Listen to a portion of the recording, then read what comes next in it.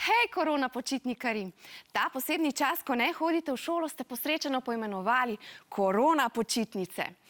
A sodeč po fotografijah, ki nam jih pošiljate, se dobro zavedate, da je treba delati tudi za šolo.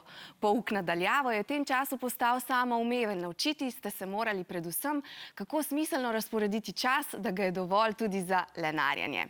A saj veste, šolskega leta ne morete končati, ne da bi vas učitelji tudi ocenili.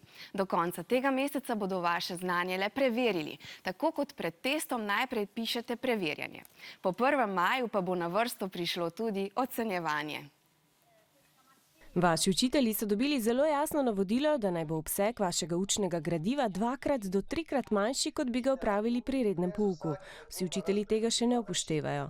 Ta mesec pa imajo še posebno nalogo, ne da bi vas ocenjevali, morajo preveriti, koliko znanja ste v zadnjih 3 tednih pridobili.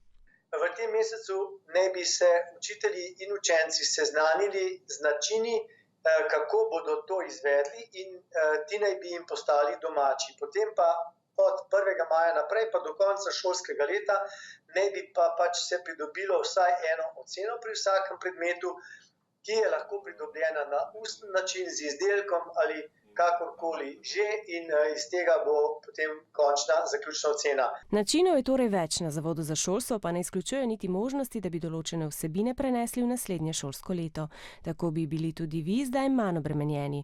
Nekatere pa vseeno skrbi, da bi si pri določenem predmetu poslabšali končno oceno. Nikakor pa ni na mestu kakršenkoli strah, ker vsi bomo upoštevali, vsi učitelji šole bomo upoštevali razmere, v katerih se vsi skupaj nahajamo, in zanesljivo ocenjevanje bo prilagojeno možnostim, ki jih trenutno sistem sploh omogoča.